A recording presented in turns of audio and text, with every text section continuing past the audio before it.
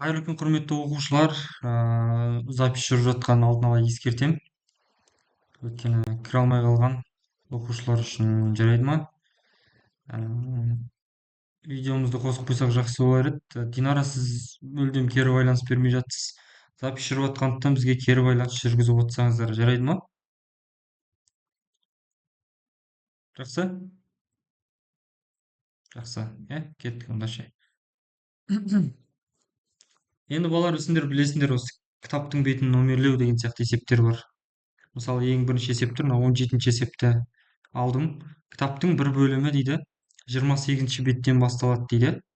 28-ші беттен басталады да және 71-ші беттен аяқталады дейді. Енді қараңдар, осы беттерді номерлеу үшін дейді. Осы беттерді номерлеу үшін бізге не керек дейді? Қанша цифр керек деп тұр. Түсіндіңдер ғой? Ең бірінші оған кіріспес бұрын мен мынандай кесте сызғызғым келіп тұр сендерге.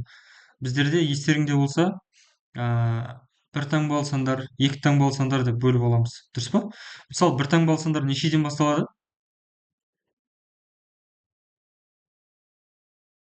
Birden Бірден басталады да нешеге дейін бізде? тоғызға дейін. Тоғызға дейін, жақсы. Енді бірден тоғызға дейін қанша цифра бар? 9 цифра бар ғой, дұрыс па? 9 цифра бар. Бұлар бір таңбалы болғандықтан мен бұны бірге көбейтем, сонда 9 цифр бар деп есептеймін. Түсінікті ма? Келесі екі таңбалы сандар нешеден басталады? 10-нан Оннан 99-ға 99-ға дейін. дейін. Келісеміз ғой? Уже 100 бізде үш таңбалы сан болып кетеді. Енді қараңдар, сұрақ, 1-ден 99-ға дейін қанша цифра бар еді бізде? Қанша сан бар еді?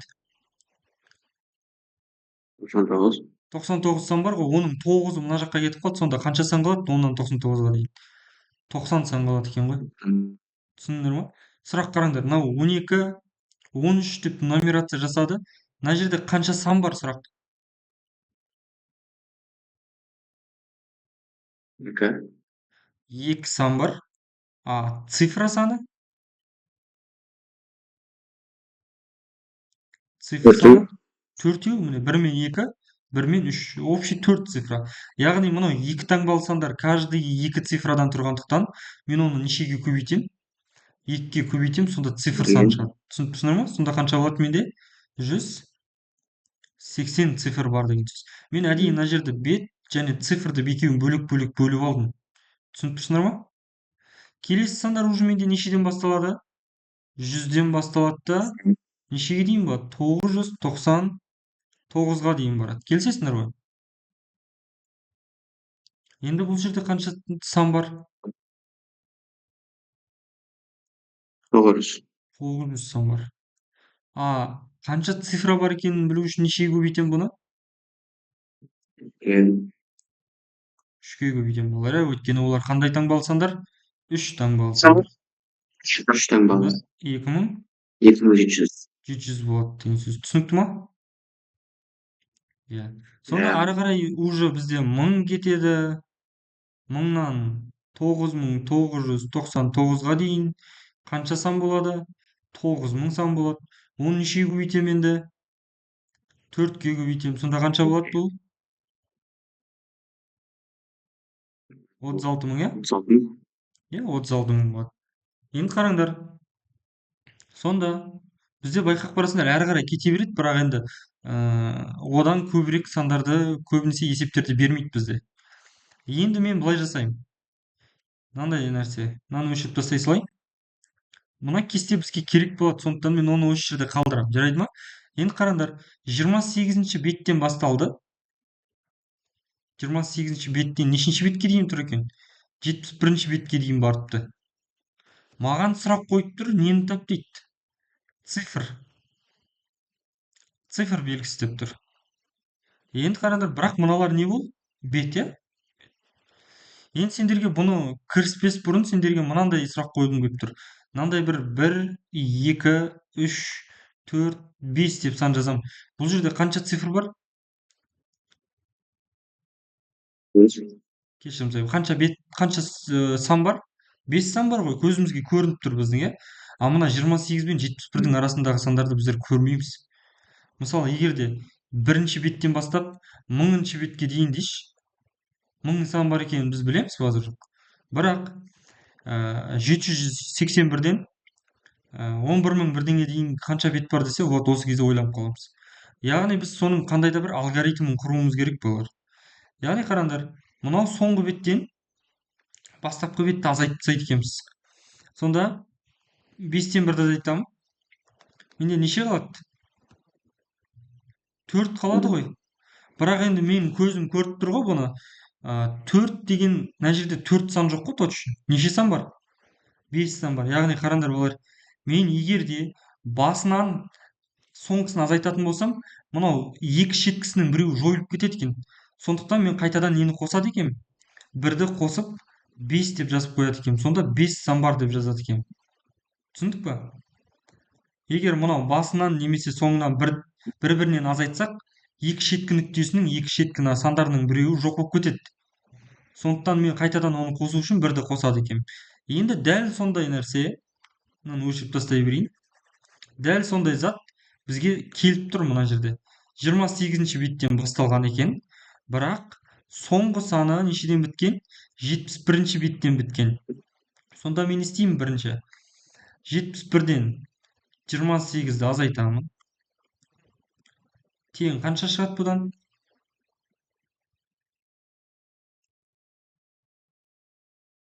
Қанша шығады бұдан?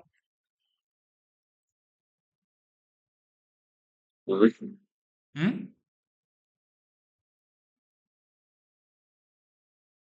Қанша дейді?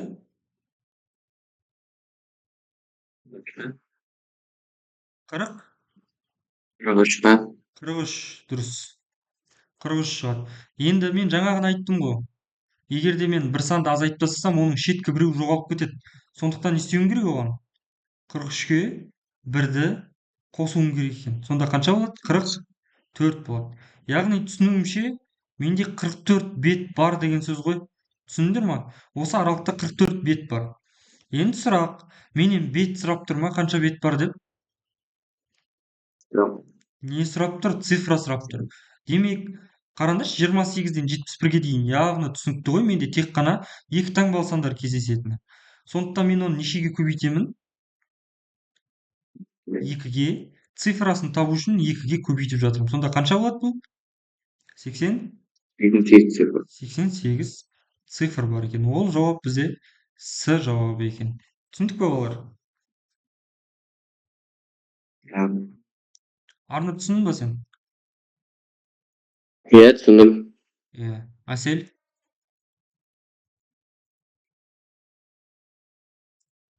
Түсінікті шығар деп ойлаймын, жарайды. Жазып алдық па? Аха, тез жазып ала қояйық. Одан кейін мен өшіріп келесі есепке көше берсем. Мирас, сен жазып алдың ба? Иә, жаздым. Жақсы.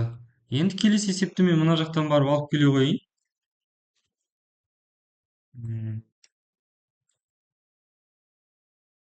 Так.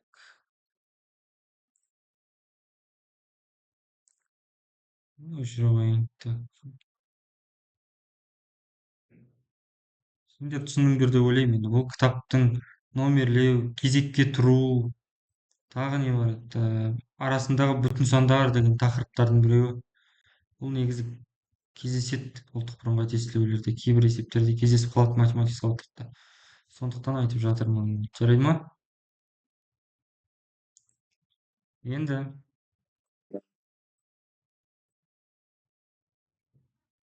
бұл есеп маған керек емес. Келесі есептер мына жақтан басталады.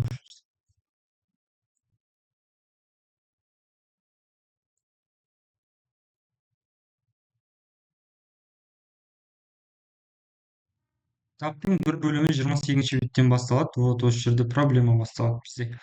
Қазір 19-ды шығарайық, 18-ді мен сендерге түсіндірейін, иә? 19-шы есепті қараңдар. 19-шы есепте не дейді?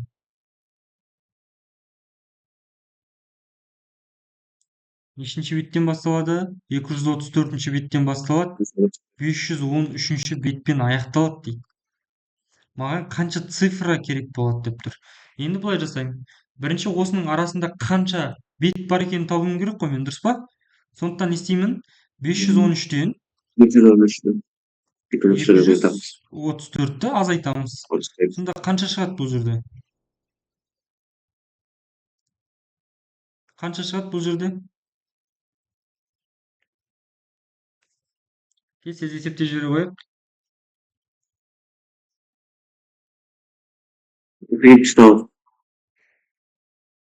Қалай?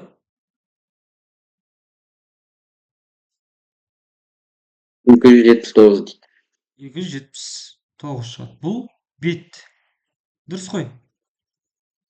Бітті ма осыдан кейін? Анда Жоқ, ұмытып кеттім бір бе? қосамыз. Бірді қосамын, дұрыс айтасың. 209. Арнұр неге бірді қосып жатырмын? Бәрі білмейтін жоқ. Қара.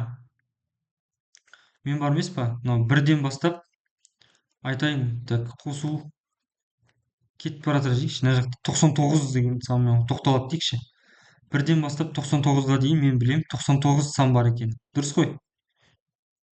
Енді қара. Бұның ішінде қанша сан бар екенін табу үшін біз мынадан мынаны азайтып жатырмыз қазір. 99-дан бірді азайтсам, бұл 98 болып қалады. Бірақ мен білемін 100%, ол жерде 99 сан бар екен.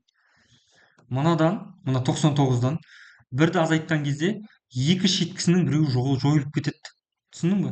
Либо бір жойылып кетеді, либо 99 жойылып кетеді.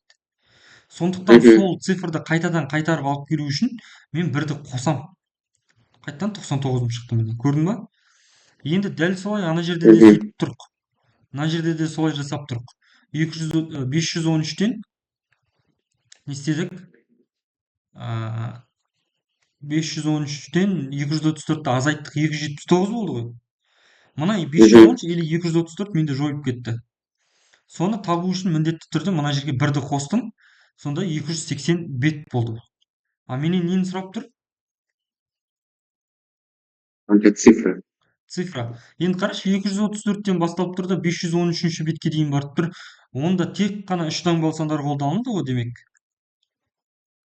Онда цифрды табу үшін не істеймін? 3-ке Көбейтеміз. Иә, 3-ке көбейтемін. Сонда 840 цифр деген шығады. Жауабы так, Д варианты. Түсініңдер ме? Иә, түсіндім. Жақсы. Жазып алдық па? Әсел жаздық па?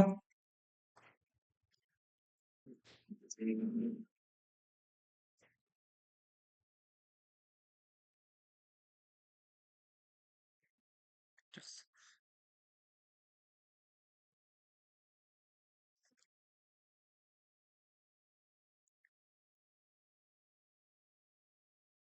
Өшіре берсем бола ма, жігіттер? Иә, өшіре беріңіз. Жақсы. Вот, енді осы жерде бізде қызық бір есеп келіп тұр. Ол есепті біздегі 18-ші есепті қараңдаршы. Қараңдар. Кітаптың бір бөлімі нешінші беттен? 28-ші беттен басталады дейді. 28-ші беттен басталады да 153-ші бетке дейін барады. 153-ші бетке дейін барады. Осы кезде қанша цифр пайдаланды деп тұр ғой. Менде бұл жердегі проблемаға қандай? Не проблема болып тұр? Біреу екілік таңба, екіншісі үштілік таңба. Иә, екі таңбалы және үш таңбалы сандар да қолданылып тұр бұл жерде. Енді мен былай бөліп аламын, балалар, қараңдар. 28-ден бастаймын. Нешеге дейін барам?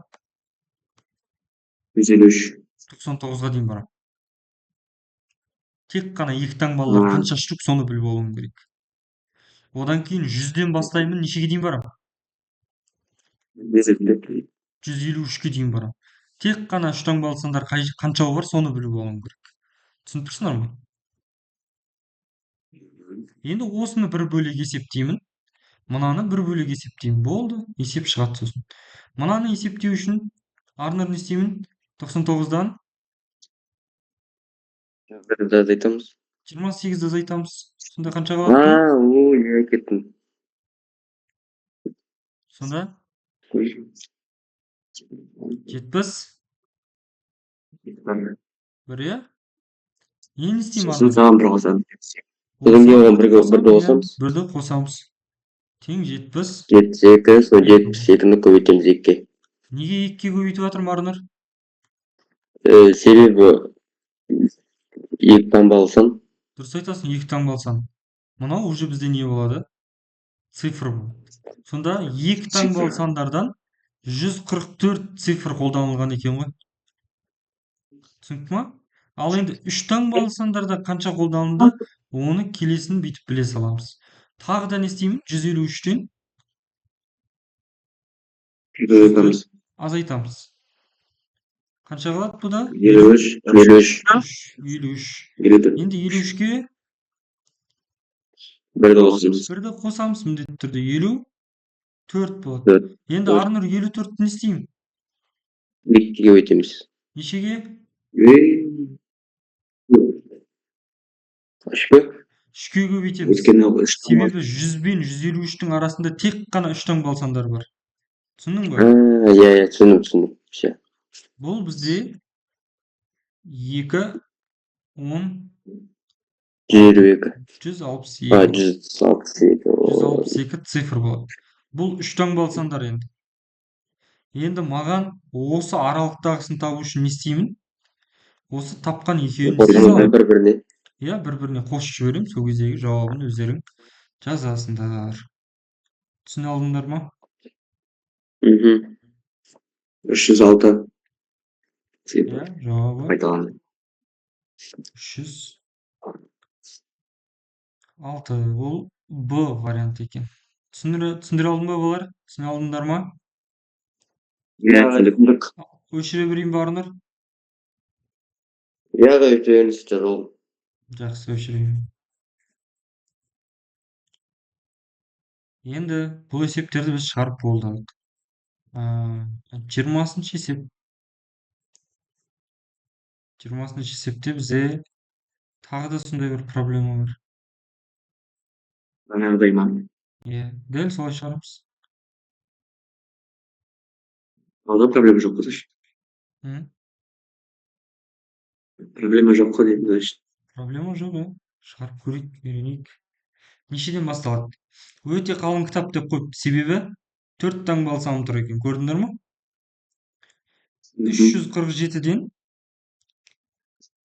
1274-ке дейін барған ғой. Енді Арнұр, мен саған сұрақ, қалай бөліп алсам болады мыналарды?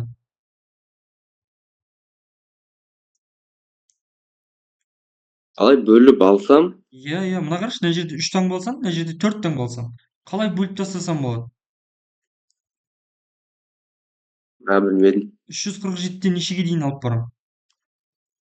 999-ға дейін. Дұрыс, 999-ға дейін. Өйткені 3 таңбалы сандар сонымен бітеді уже. Келесі түсіндім, уже иә. 1000-нан мың басталады не? ғой. Уже 1000-нан Иә, басталады ғой. иә. 1000-нан бірақ нешеге дейін барады? 1274. 1274-ке дейін барады. Осы екеуін жеке-жеке есептеп аламын да, дәл жаңағыдай. Сосын не істей салам? Қоса салам жауапты. Бір-біріне қосамыз. Иә. Түсіндің ба? Иә, түсінікті. Болды ғой. Енді ары қарай енді өздеріңде. 999-дан азайтасыңдар 347-ні. Тең болады 652. 2. Оған енді не істеймін Арнұр? Бірді қосамыз, иә? Бірді қосамыз. Иә, дұрыс. 653 3-ке көбейтеміз. 3-ке көбейтеміз ба не? 4-ке ғой. 3-ке ма, 4-ке ма? 3-ке ма? Жоқ, 3-ке ағайын, 3-ке. 3-ке көбейтеміз. Себебі 3 таңбалы сандар тұр, иә? 9, 5, 19 ба? Дұрыс қой вроде. Иә, дұрыс. Цифр. Енді ары қарай. Бұл тауып қойдым мен, иә? 3 таңбалы сандардан қанша цифр бар екен? Енді 4 таңбалы сандардан өздерің тауып көріңдер. Екінші есепте 1274-тен уже түсіндіңдер ғой, иә? Азайтасыңдар. 1000-ды Сонда шығады бізде 274 деген шығады. Бұған 274-ке не істеймін енді? Бірді қосамыз, иә? 275 болады. Енді бұл 275-ті нешеге көбейтемін? Төртке. 4-ке көбейтемін, себебі бұл 4 таңбалы сандар. Енді көбейтіп жауабын жаза салыңдар тез-тез. 1059 ба? Иә, ағай, менде де солай шықты. 275-ті неге көбейттіңдер? 4-ке ма? 1100-ге. Иә, Иә, 1100 1100 дейді. сол Сен екеуін дұрыс қостым. айтасың. 1100 болады. Енді бұл 1100 цифра ғой. Иә, Бәріміз сосын салмен 1990 қосып қосып жібереміз. Сонда бір-біріне қоссаңыз иә, жауабы 3000. 1059. 3059. Міне, бір жауап. Түсінікті деп ойлаймын, иә? Иә, түсінікті. Мирас, саған түсінікті ма? Иә, шығармын. Өшіріп тастай берейін ба? Иә, ағай, Скрин жасап алыңдар, болмаса.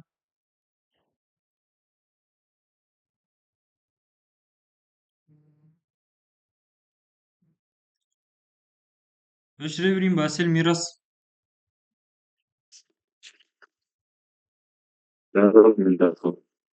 Болды, онда кеттік.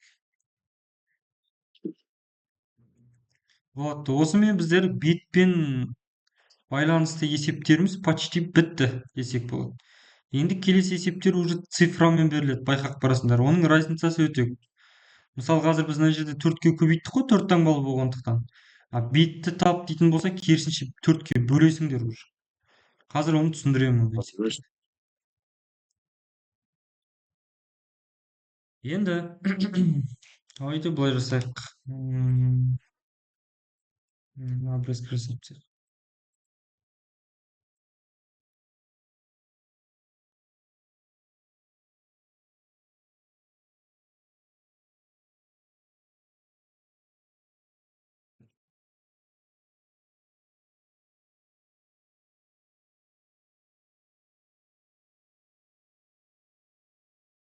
Біз 19-ды шығарып тастадық, иә? Мынаны шығарып тастадық. 21 қалды ғой енді.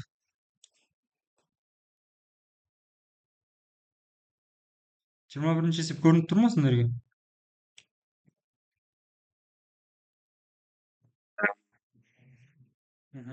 Енді қараңдар. Кітаптың беттерін номерлеу үшін 372 цифр пайдаланылды дейді. 372 цифр. Егер кітап бірінші беттен басталса дейді. Түсініп тұрсыңдар ғой? Бірінші беттен бастаса, барлығы неше бет екенін. Қараңдар, разницасы мынада цифр беріліп тұр, және менен нені сұрап тұр?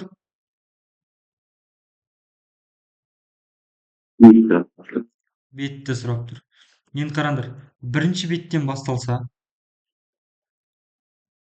бірінші беттен басталып тұр. 372 цифр пайдаланылды. Цифр. Мына жердегі сызықша керек емес. Қараңдаршы енді.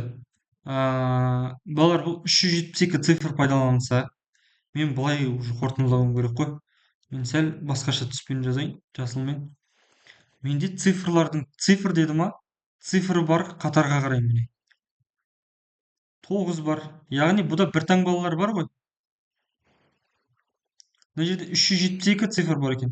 Бір таңбалы сан бар ғой, яғни өткен, иә? 9 сан өткен, 9-ақ цифр ғой бір таңбалы. Және миыма тағы біреу келеді, 180 дейді. Мынаның ішінде 180 бар ғой. Шығады ғой 372-ның ішінен. Яғни мен түсінуім керек, бұл жерде 3 таңбалы сандар да қолданылған. Оны қолдануын табу үшін осы 372-ден азайтып тастаймын. Нешені азайтып тастаймын? 180 мен 9-дың қосындысын. Не себепті? Кім айтады? Бұның ішінде бар ма? 980. Иә, 189 уже. Қарашы, 189 деген саннан асып кетіп тұр ғой. 372-ден азайтсақ 189-ды шығады 180. Так. 183. Бұл не ол? 183 деген сұрақ. Цифр. Цифр. Неше таңбалы цифр? Үч таңбалы. Соны үшкө Үш, бөлөмүз. үш Үчүн соны таңбалы. чарп эки чыгат. Үш таңбалы цифр. Мына жерде түсініксіз сұрақ бар ма? Неге үш таңбалы деген сұрақ бар ма, Арнұр? Түшүндүм. Иә, мынау бір таңбалы мен екі таңбалы цифрлардың қосындысын азайтып тастадым. Сол кезде тек үш таңбалы сандар қалды. Түсінікті шығар, иә? Енді не істеймін? Бұл 183 дегенім үш таңбалы сан болса, бұны үшке бөлемін. Сол кезде не шығады? Бет саны шығады. Түсіндіңдер ма? Сонда қанша шығады? 61. 61 бұл бет қой, дұрыс па? Қанша таңбалы бет? Үш таңбалылардың беті уже. Енді қараңдар. Мен үш таңбалылардың беті 61 бет екенін білдім. Енді бағана бір таңбалы мен екі таңбалыны тастап кеттім ғой. Оларда қанша бет еді? Қанша бет еді? 90,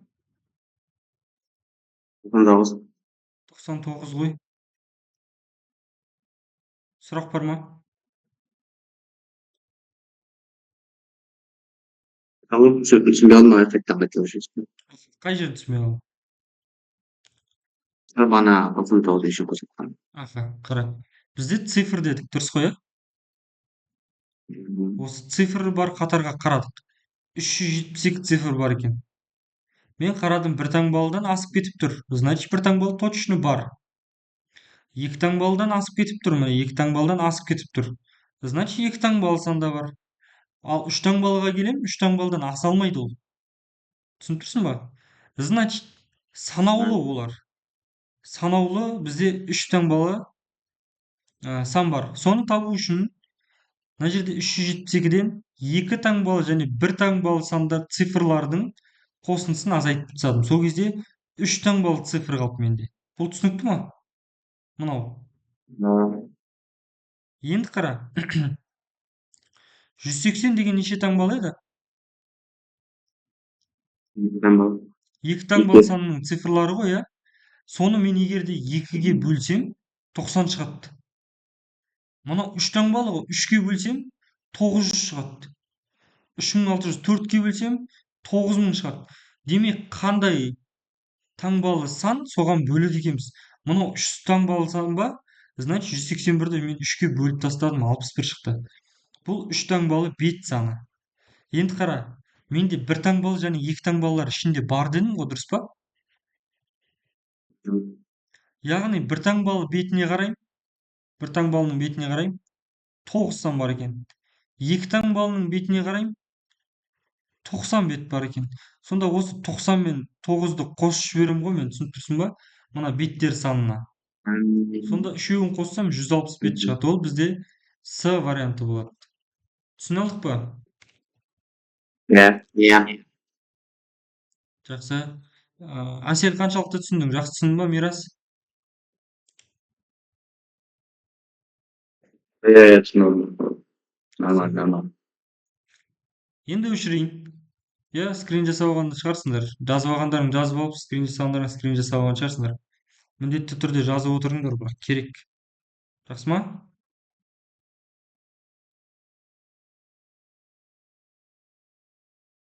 Енді келесі 22-ші есепті шығарамыз. Өзім шығарып көрейікші. Кітапты номерлеу үшін... жоқ, бұған көмектесуім керек болады, мен тоқтай тұрыңдар. Бұны өзіміз шығара алмаймыз.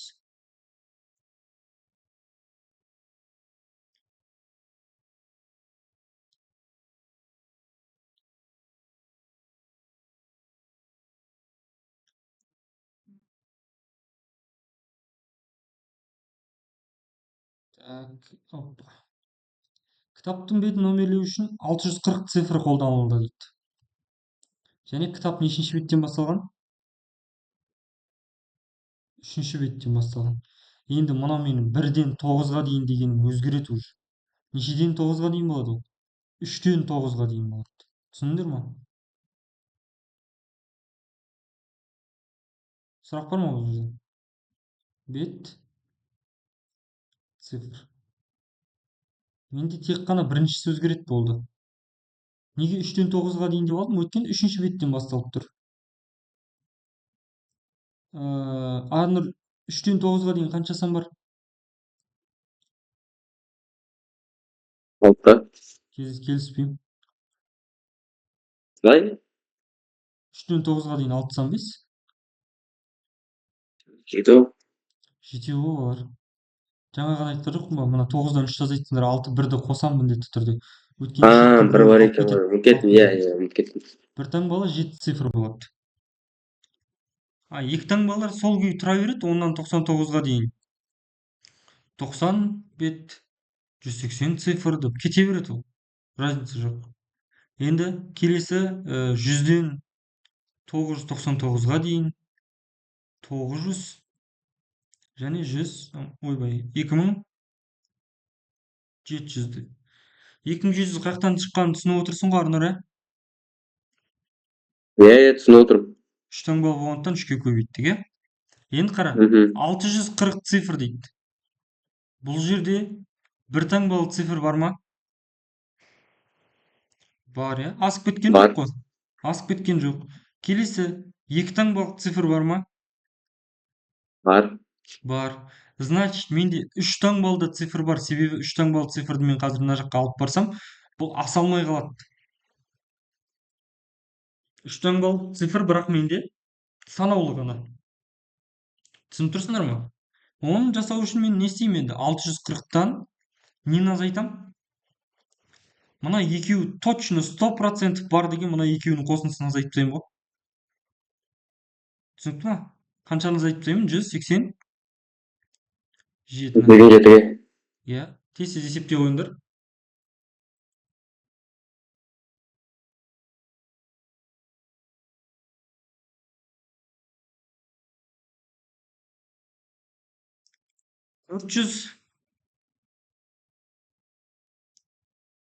453, 453 бұл цифр.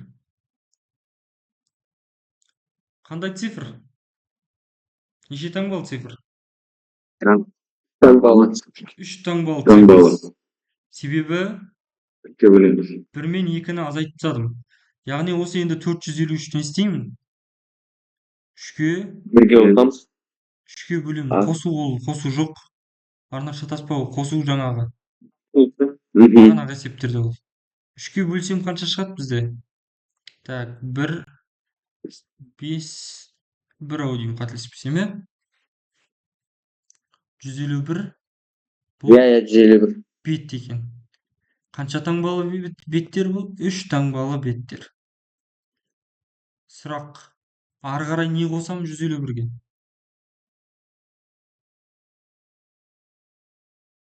Нені қосам? 97. 97-ні қосам. Міне. Түсіндіңдер ма? Мен жаңа тастап кетіп едім ғой мына жерде. Соларды қосам міндетті түрде 97-ні. Тең болады 8, 4, так. 8. Бар ма? Дұрыс жаздым бе? 248. 97 екен ғой. Так. 248, иә? Иә. Иә, 248. Мына есепте дұрыс жауабын 250 деп қойған. Себебі неде? Осы жерде себебін түсіндіріп кете салайын. Және мына есепте де қате бар, мына есепте де қате бар. Себебінде бұлар бірінші беттен бастап есептеп қойған ғой. Негізгі жауабы 248 дұрыс жауабы болады. Түсіндіңдер ма? Иә. Өшіре берейін ба?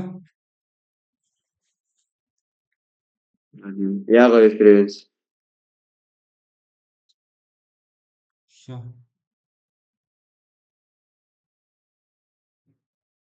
Бұл есепте емес ау деймін. Мынау неше беттен тұрады дейді. Бұл есепте емес, қате. 22-де қате, сосын 21-де қате. Қазір ол шығады. Алдағы беттерде шығады қазір. Келесі есеп не дейді бізге?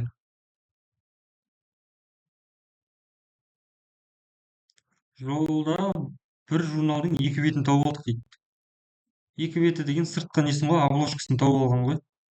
Түсініп тұрсың ба? Сыртқысын, 2 бетін тауып алған сыртындағы. Сол кезде екі бетінде дейді там бүйткен ғой, бүйтіп жатқан бір екі парақ тауып алған. Ортасы бөліп тұр, бүйтіп бүйтіп бүйтіп екі ақ бетін тауып алған. Жолда журналдың екі бетін тауып алдық дейді. Оң жағында 41-ші бет деп жазылып тұр дейді. Мына жерде 41-ші бет деп жазылып тұр дейді. Және сол жағында 12-ші бет деп жазылып тұр дейді. Айтады, журнал неше беттен тұрады деген сұрақ қойыпты. Оны табу енді менің ойымша оп оңай сендерге. Дәл жаңағы әдіс қой, мынадан мынаны азайтамыз. Қанша шығады ол жерде? 41-ден 12-ні азайтып тастаймыз. 12-ні азайтып тастаймыз. 23. Так, қойшы, 23 ма не? 23. Мынау 28. 23. 29-ды. Қай жерден қате кетті? 29. Дұрыс қой ғой. Иә, 29. Енді не істеймін бұған? Сол жағында 12-ші бет деп жазылған. Оң жағында 41-ші бет деп жазылған. 41-ді журнал неше беттен тұрады? Жақсы, жақсы. Енді 29 болды. Мен не істеймін енді бұған 29-ға? 1-ді қосамын. Сонда бұл 30 болады. Бұл мынау 30 бет до 41-ге дейін. 41-ші бетке дейін ғана. Нешінші беттен бастап? 12-ші беттен бастап. Маған сұрақты қараңдар, журнал неше беттен тұрады дейді. Бұған неше қосам енді?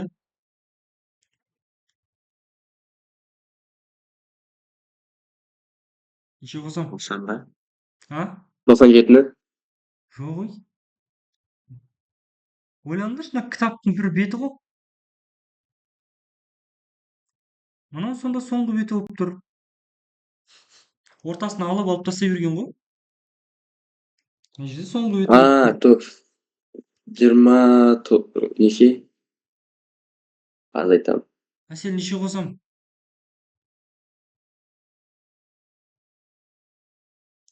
Ойларыңды қозғаңдар ей. Уже 30-ға қосамыз ба ағай? Жоқ, жоқ, жоқ. До 12 қанша бет бар? 12-ге дейін қанша бет бар? 18. Йо, мықты.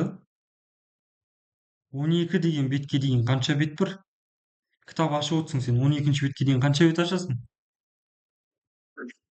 11 бет ашасың ғой, 11 бет. 11 жасың ғой. Сонда 41 шығады бізде. Сонда журнал 41 беттен тұрады екен деп бүйтіп аласыңдар. Түсіндіңдер ма? Түсіндік. Точно түсіндік па?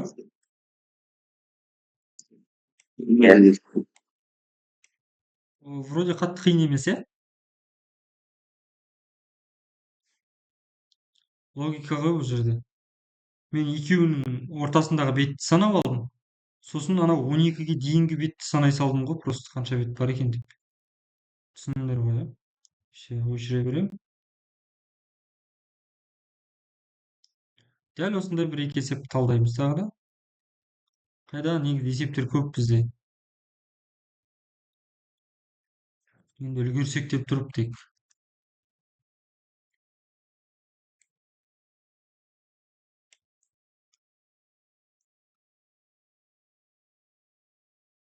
Оған да есебім бізде. Так.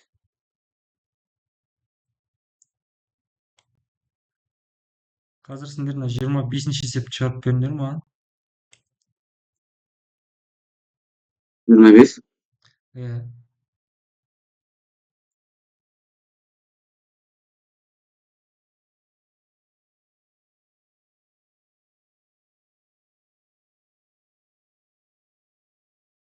Ай бір сәл пәл үлкейтіп жібересіз бе?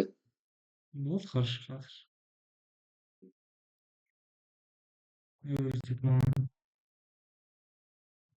Ол тақырыпты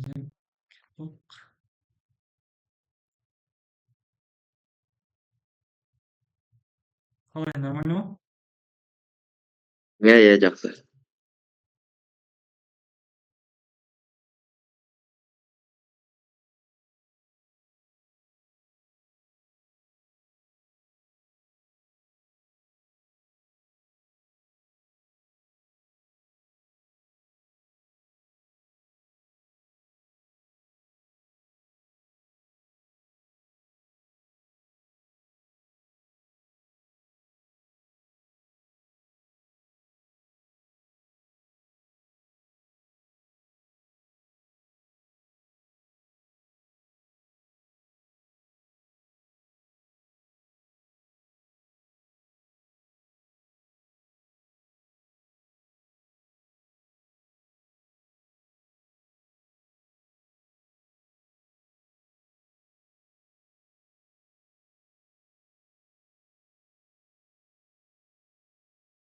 Вьетнам.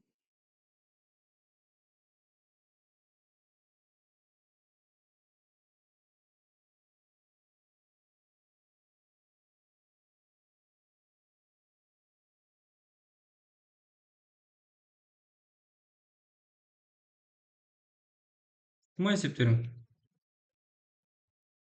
87. 87? Иә. 87. А, 187. Иә. Жақсы, қызық көрейік. Арнұр, сендеші? Бірінші Қанша беттен отыр? басталса деп күшті бізге не беріп қойыпты? Жеңілдік беріп қойыпты бірінші беттен басталатын болса. Демек, сол өзіміздің немізді қолдана береміз, мына жерде тұрған кестемізді қолдана береміз, иә?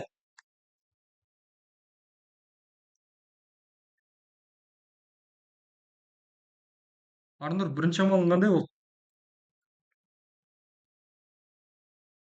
453-ті алдым 187-ден. Неге 87-тен? Блин. 453-тен 89-ға айтамыз. Нешені? 189-да айтамыз. 189. Қара, Арнұр, егер де бірінші беттен басталады десе, все уже менде мына 1-ден 9-ға дейін дегенді ала берем. Ол жерде менде 9 цифра, 180 цифра бар. Сондықтан 189 азайтам. Мысалы есептеген жас қойған ғой 187-де. А бағанағы ол 187 деп тұрғанымыз ол не Иә, ол үшінші соны беттен жас қойған басталған ғой. ғой. Үшінші беттен. Аха. Сонда қанша шығады мына жерде бізде? 200. М? Алмат қанша болды? 264. 234. Бұл бізде 264. 264 па? Бұл бізде не ол? Цифр. Цифр. 3 таңбалы. Дұрыс па? Иә. 3 таңбалы цифр. Енді менде оның бетін табу Бұны үшін үшке не істеймін енді? 3-ке бөлеміз. 264-ті бөлемін. 3-ке. Тең болады. Так, 88. 80, 8. 88 болады. 88 не бар екен? Бет бар екен, иә? Дұрыс қой. Енді ары қарай Соны енді не істеймін? 99. 88-ге 99 қосамыз. 99-ды қосып жіберемін. Неге 99-ды қосып жіберемін? Себебі ол 1 және 2 таңбалы сандардың беттер саны. Сонда бізде шығады екен 187. 187. Ол бізде А варианты. Енді сендерге тапсырма тағы да 26-ны шығарып беріңдер маған. Бірақ енді ол жерде ерекшелік үшінші беттен басталады және 700 цифра қолданылады. Әсел Мирас түсініп жатсыңдар ма? Мирас, сен что-то қоспадың ғой. Иә, түсініп бәрін жазып шығарып.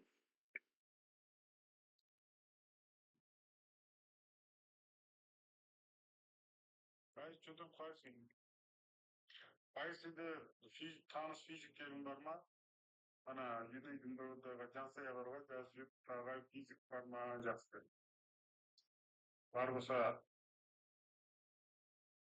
бағана нормальный физиктерің болса бере сол деген ғой. Себебі не ғой? Істемесе өзі біледі ғой.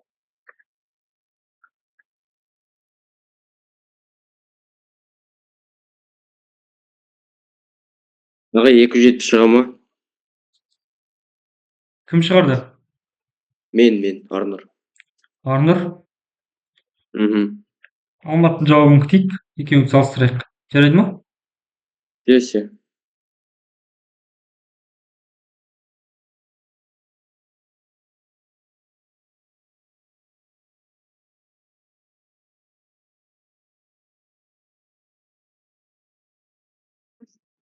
Алты 268, бірақ ең жақын 270 болды. Бағана бір есептен қате кетті деп едім ғой, балалар, естеріңде ма? иә, сондай. бір Манағыдай алғашқы ғой. бірінші беттен бастап есептеп қойған деп ше, естерінде болса. Манағыдай Жалпы сол 250 деп тұрды ғой, бірақ иә соңында иә 240 иә шықты. дәл Сондай сол, сияқты. дәл сондай қателік осы жерде Сол кеткен тағы да. 270 қалды. Сенде қанша шықты дедің? Кім? Арнұр? 268. Менде 270. Сен бірінші беттен бастап есептедің ба? Кім? Мен ба? Иә иә. Иә. Бізге үшінші беттен деген ғой. Жауап негізі 270 дұрыс. Екінші беттен. Жоқ, мен 187 деп алдым, короче. 700-ден 187-ні азайттың, иә? Иә. Енді қара. 150 тұрады. Қанша? Ой, 513, е-мое. 513, Үш. иә? Бұл не істедің сосын 513-ті? Так, 3-ке бөлдім. Себебі 3 цифр ғой. 71 шығады. Қанша шығады? 171. 171. Бір. Бұл бет. Содан кейін оны қостым 99-ға. Молодец. Осы жерде қате кеткенсің ғой сен уже. Мына жерде дұрыс, мына жерде сен 187 деп алғансың. Бірақ сен қара, 1 мен 3-ті алған кезде сендегі мыналарың өзгереді ғой. 1-ден 9-ға дейін бе, сенде 3-тен 9-ға дейін Иә. болады да. 7 сан болады ғой. Түсіндім. Сен ол жерге неше қосасың? 97 қосасың, молодец. Ё-моё, 97-ні қосып жібересің. Сонда, так, 8, 6, 268 бет болады. Дұрыс жауабы негізі 268, бірақ мына жерге 270 ретінде жауабын беріп қойған балалар. Түсіндіңдер ма? Қате негізі, сендер тауып отқан 268 беттердің негізі дұрыс. Хорошо? Иә. Өшіре бере ме? Иә, өшіре беріңіз. Жалпы осындай тақырып. Қазір мына жақта есептер бар тағы да. Көрейік. Бұл есептер енді келіп қалуы мүмкін тақырыптардың қатарында. Мына номерден басталса, или пойыздың бірдеңесінше беті деп ғой. Вагонда бір адам келе жатыр, 9-шыста біреу келе жатыр, соның арасындағы адамның саны қанша деген сияқты есептер беріледі бір шамалы. Сол есептерді осылардың көмегімен шығарамыз негізі. Ол жерде есепті қарай салайықшы. Жоқ, бұл есеп емес, мына есеп қой. Міне, негізгі тақырыбымыз біздің бүгін өтіп жатқан мына тақырып. Кезекке тұру, кітаптың беттері, газет журнал беттеріне байланысты есептер деген тақырып. Енді қандай есеп? Сыныпта оқушылар асханаға бару үшін кезекке тұрды дейді. Енді тез шығаратын есептер, қатты бір қиын есептер емес. Кезекке тұрды дейді. Сол кезде кезекте Асылбек 4-ші тұрды дейді. Асылбек 4-ші тұрды. Ал Ұлан 21-ші болып тұр. Осы кезекте Асылбек пен Ұланның арасында, түсініп тұрсыңдар ма? Асылбек 4-ші тұр, 4-ші тұр. Ұлан тағы араларында көп та, Ұлан деген адам тұр. Ол 21-ші болып тұр. Енді бізге сұрақты қараңдаршы. Сұрақтың өзі сәл басқашалау болып тұр. Осы екеуінің арасында қанша адам бар деп тұр. Түсініп тұрсыңдар ма? Мен қазір 21-ден 4-ті азайтамын, түсініп тұрмын оны. Бұл жерде бізде қанша қалады? 17 ма? 17 қалады. Енді мен бағана естерінде ма? Мынау бір-бірінен азайтсам, шеткісінің біреуі сызылып қалады деп айтқанмын. Дұрыс қой. Енді сұрақ сендерге.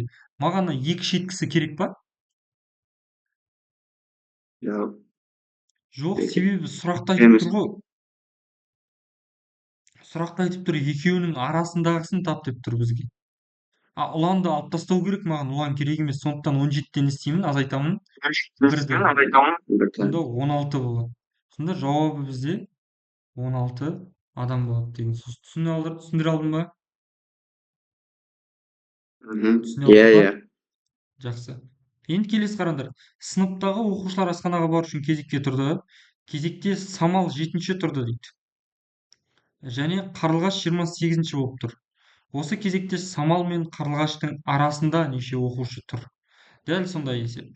28-ден 7-ні азайтамыз. Жиырма қанша бір болады? плюс 21 болады. Енді екеуі де керек емес болғандықтан тағы да бірді азайтып тастаймын мен. Сонда қанша қалады? 20 қалады, ол д варианты болады. Түсіне алдық па? Арнұр, сұрақ бар ма? жоқ сұрақ жоқ, түсінікті. Түсінікті болса келесі есеп. Ұзын көшенің бойында электр бағандары кезекпен қойылған. 37-ші баған мен 173-ші бағанның арасындағы, тағы да дәл солай, арасындағы тек қана бағандар саны неше? Не істеймін? 173-тен 37-ні азайтамын. Және арасындағы дегеннен кейін бір сан шығады. Сол саннан не істеймін? Бірді тағы да азайтып тастаймын деген сөз. Мынаны азайтса қанша шығады? Так, 6 соны 136 ма? 136, 135. Иә, 136-тан азайтамыз бірді, 135 деген жауап шығады. Ол бізде Бес. В варианты екен. Түсінікті шығар, иә? Енді оны үшінші есеп тастап кетіппіз ғой, жалғастыратып. Осыны шығара салайық. Кезекте Ербол 8, Абылай 10-шы болып тұр. Олардың арасында неше адам бар? Біреу 8-ші тұр, біреу 10-шы тұр. Ортасында қанша адам бар? Вообще бір адам ғой. Бір-ақ адам ғой. Сонда Иә, жауабы вообще бір. С болса болды. Түсінікті шығар, иә? Вот енді қараңдар. Мынандай жағдайда өзгереді. Студенттер пикникқа баратын автобусқа міну үшін кезекке тұрды. Кезекте Асылбек 4-ші тұр, Ұлан 21-ші болып тұр. Осы кезекте Асылбектен Ұланға дейін қанша студент? Жақшаның ішіне жазып қойыпты, Асылбек пен Ұланды қосып алыңдар деп тұр. Енді анау 21-ші тұр ғой, қара, 21-ші тұр. Анау бізде нешінші тұр? 4-ші тұр. Азайтамыз, қанша шығады? 17 шығады. Енді 17. осы жерде не істеймін? Бірді азайтамыз. Жоқ. Одан Қосып ал деп тұр. ол. Иә. Қанша Иә. сегіз бар? Демек, 18. 8 болады. С жауабы. 18 болады, сол. Түсінікті ма? Логика. Иә, осы кезектерді логикаға байланысты әдейі алып отырмын, сол керек болып қалар деп. Түсіне алсаңдар болар. Келесі есепті ашып жіберейін тез сол логика бойынша. Әсел, сен түсініп жатсың ба өзі?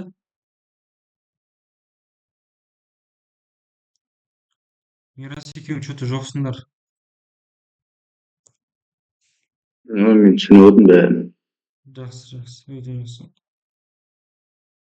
Осы есептеген.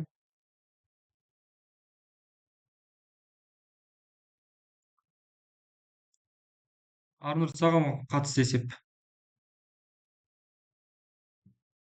Мынау 6-шы мен 7-ші ма? Иә.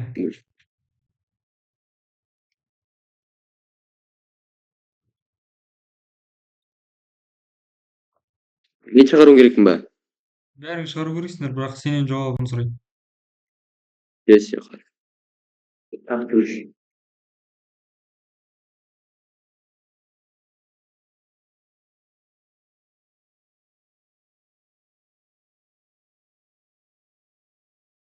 Жиырма екі ма?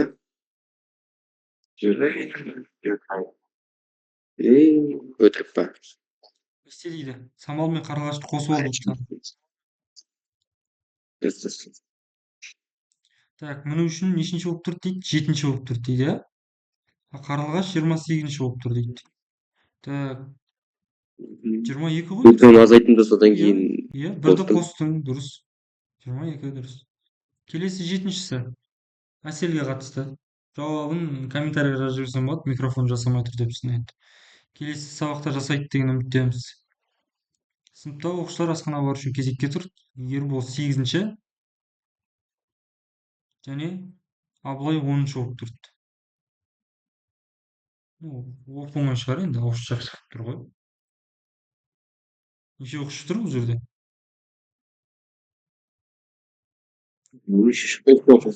Деп қоя салайық, болды. Түсіндіңдер ма, түсінбедіңдер ме? Жоқ, түсіндік. Иә, 8-ші тур, мына 10-ші тур автоматом түсінікті, ортасында тағы бір адам бар, 9-ші тұрған. Демек, осы үшеуін қоса алғанда деп тұр ма? Значит, осы үшеу. Болды. Артық ешқандай проблема жоқ. Өшіре берсем болатын шығар деп ойлаймын мына есепті мен. Иә, өшіріп тастай берейін. Так, енді соңғы есептердің бірі. Сендерде информатика бар ма бүгін? бүгін. Неше Иә, сағат? андай. Иә. Бана жалпы жетіжан бастап кетіп еді. Қойшы. 7:30-да ма еді? Мирасқа ма, кімге есепті, бір. мына есепті мен үй жұмысына берейін. Жарайды ма? Десе. Онда информатиканы не істемей ақ қояйын. Ұстамай ақ қояйын. WhatsApp-қа сендерге жібере саламын қазір. Дұрыс ма? Так. Онда балалар, сабағымыз аяқталды осымен. Сабаққа қатысқандарға рахмет көп. Үй тапсырмасын уақытылы орындаңдар. Түсінбеген сұрақтарың болса жекеме шығып сұрайсыңдар. Жарайды ма? Ертеңге дейін жіберіп қоюға болады үй тапсырмасын. Үй тапсырмасын, иә, ертеңге дейін жібере берсіңдер болады. Бірақ аты жөндерін жазып жіберіңдер, иә? Десе, жақсы ағай. Жақсы, сау болыңдар. Жақсы ағай, сау болыңыз ағай. Сау болыңдар.